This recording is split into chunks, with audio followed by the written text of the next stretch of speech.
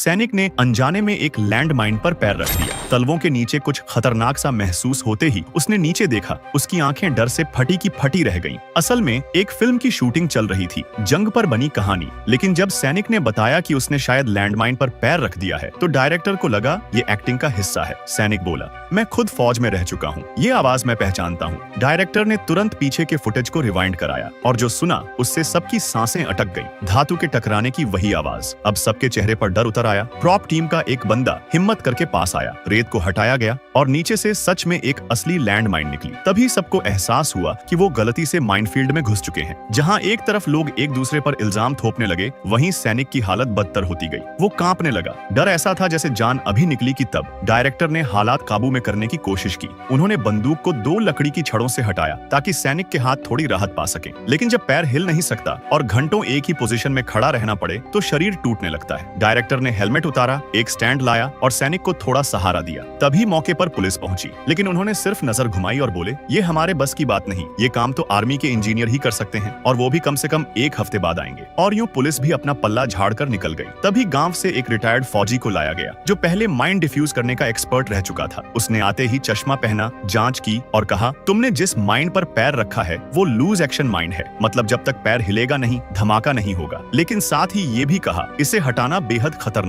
है और शायद नामुमकिन। इतने में डर से भागती हुई एक गाय माइन फील्ड में घुस गई और अगले ही पल जमीन कांपी और तेज धमाके की गूंज हर तरफ फैल गई। अब सैनिक की हालत और भी बुरी हो गई। वो थर-थर कांप रहा था। तभी उसके एक साथी ने कहा, मैं ट्राई करता हूँ, उसे बचाने का एक ही तरीका है। उसने एक वीडियो में देखी टेक्निक अपनाई। चुपचाप चाकू को जवान के जूते में धीरे से घुसाया। जब ब्लेड बूट के अंदर तक गया तब दोनों हाथों से प्रेशर दिया ताकि लैंडमाइन की पिन हिले नहीं। पसीने से लथपथ उस साथी ने धीरे धीरे आदमी का पैर निकाल लिया। जान जैसे लौट आई, लेकिन अब उस साथी ने खुद माइन को दबा रखा था। डायरेक्टर ने तेजी से सबको हटने का आदेश दिया और झूठ बोल दिया कि बम डिस्पोजल एक्सपर्ट रास्ते में है। और फिर उसने सबसे दर्दनाक बात कही, सच तो ये है, कोई एक्सपर्ट नहीं आने वाला। ये सब एक प्लान था जो हमने पहले से बना लिया था। यह सब डायरेक्टर और उस सैनिक की मिली भगत थी ताकि उनकी छवि खराब ना हो। उन्होंने साथी को वहीं छोड़ दिया और फिर डायरेक्टर वहां से चला गया। पीछे रह गया सिर्फ वो शख्स जो अब मौत की एक चुप सी टिक टिक गिन रहा था।